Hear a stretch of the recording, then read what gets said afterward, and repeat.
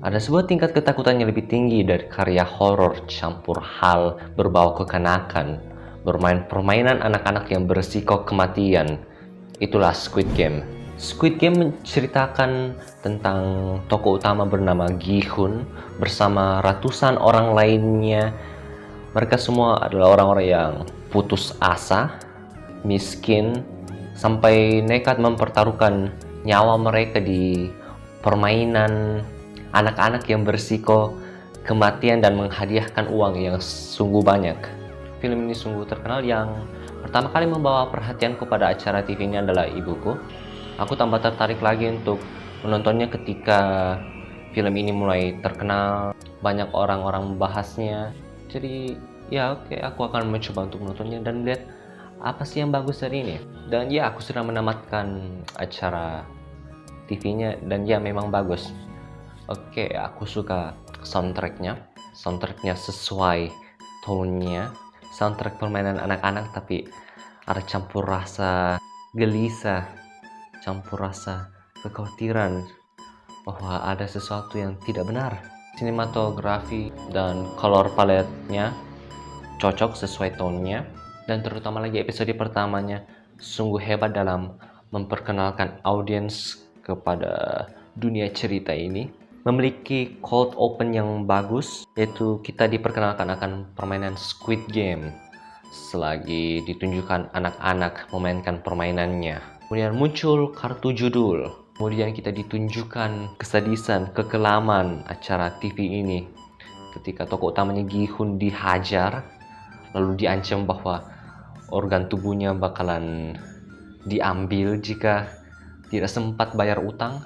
Aktingnya bagus, kurasa tokoh utamanya yaitu aku nggak tahu nama aktornya, tapi dia cocok memainkan peran ini. Film ini tidak sempurna, tentunya ada kekurangannya, ada terkadang kekurangan di penulisan dialog. Lalu di bagian late komplikasi, adanya keputusan yang tidak baik, keputusan yang sama sekali tidak perlu, yang bakalan ku bahas sebentar lagi di sesi spoiler. Aku ingin menjelaskan lebih dalam mengenai bagaimana karya seni horor campur hal anak-anak itu bagaimana kayak menghasilkan tingkat ketakutan yang lebih tinggi lagi. Kan seperti badut, banyak orang mendapati hal itu menakutkan. Film horor yang berkaitan boneka seperti film Chucky, Annabelle, rasa itu berkaitan dengan seperti hal masa kanak-kanak. Bagaimana itu adalah our most vulnerable state. Takut terhadap ide media hiburan yang menemani masa kanak-kanak kita itu tidak baik, tidak sepolos yang kita kira, dan khawatir adanya korupsi. Coba lihat screenshot di salah satu rintangannya. Rintangan mengukir pola kue di tempat permainan kanak-kanak. Begitupun juga di ruangannya.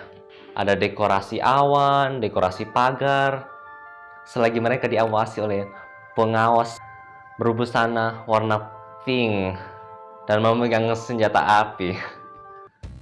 Skip ke menit 12 detik 26 untuk menghindari spoiler. 1, 2, 3. Kita pertama kali menghabiskan waktu dulu bersama Gi-hun, dan banyak screen time bersama Gi-hun juga sih. Orangnya tidak begitu peduli, sulit mencari uang sehingga pergi ke tempat bertaruh di atas lomba kuda, memiliki ibu susah kerja, terus punya penyakit, pasrah. Setelah waktu yang lama dia akhirnya memutuskan untuk mengikuti permainan ini, Squid Game. Cerita yang berisiko kematian, bertahan hidup. Sudah jelas bahwa Gi-hun tidak bakalan mati cepat. Keputusan berat tersebut baru bisa diputuskan pada bagian akhir. Kalau Gi-hun mati cepat, setelah itu bakalan berasa hampa karena Gi-hun lah tokoh utamanya, jadi bisa diprediksi.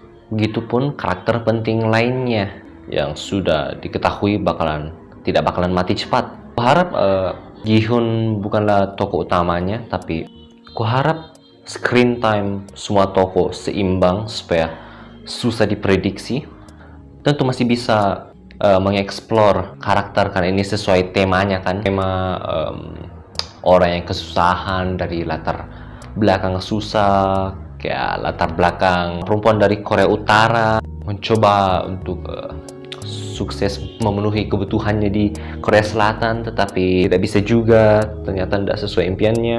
Latar belakang lulusan sekolah yang terkenal tinggi, tetapi gagal juga, banyak berutang. Ya, kamu masih bisa mengeksplor karakter itu. Kurasa solusinya mengeksplor karakter itu dengan cara kronologis, atau cara kedua itu setidaknya lakukan sedikit transparan lah.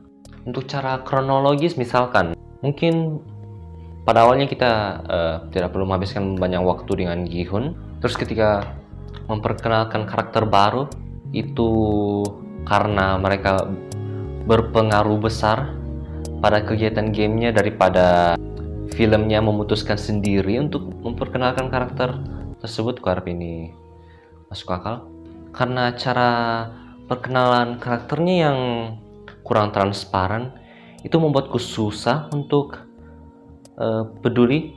Misalkan ditunjukkan adegan karakter Gi-hun berbuat baik kepada tetangganya, bagiku itu terlalu kentar sebagai cara untuk meminta empati kepada audiens kan, atau mungkin ini bagiku secara pribadi. Aku sungguh suka konsepnya. Ku harap film ini lebih fokus kepada konsepnya daripada karakternya.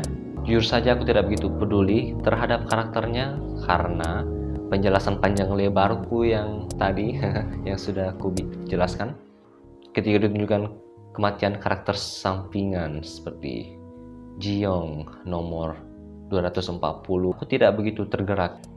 Aku sungguh suka aspek B-plot, yaitu cerita sang detektif bersembunyi menyelinap. Aku sungguh suka aspek itu. Detektif sungguh purposeful di cerita ini. Dengan karakter detektif kita bisa mengeksplor lebih lagi misteri tempat ini. Kau tahu tempat apa ini? Pihak gila macam apa yang menggelar rintangan ini yang berisiko kematian, memiliki hadiah yang uang yang cukup banyak jumlahnya kan? Sungguh menikmati ketika detektif pergi membantu pasar gelap jual organ tubuh, justru sebuah kemungkinan yang masuk akal. Tentu saja pihak yang mengambil organ tubuh mayat-mayat pemain yang gagal dijual di pasar gelap. Terus aku juga suka reveal informasi di berkas. Ketika detektif membaca-baca informasi, ternyata permainan ini sudah digelar bertahun-tahun. Terus dengan adanya detektif kita tahu cara kerja pekerja berbusana pink. Rintangan yang harus diikuti banyak pemain itu bertema permainan anak-anak. Seperti permainan pertama yaitu lampu merah, hijau.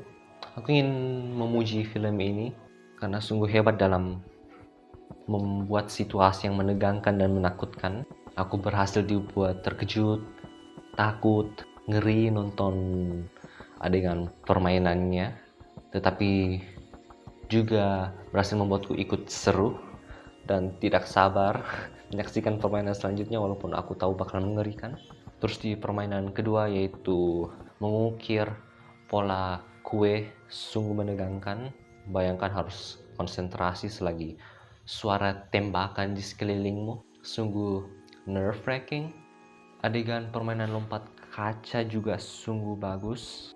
Ya, setiap kali pemain lompat aku selalu ketakutan, apakah itu kaca yang benar atau tidak? Kalau tidak, suara kring, terkejut. Walaupun aku tidak mengerti kenapa ada permainan lompat kaca. Kukira tema rintangannya adalah permainan anak-anak.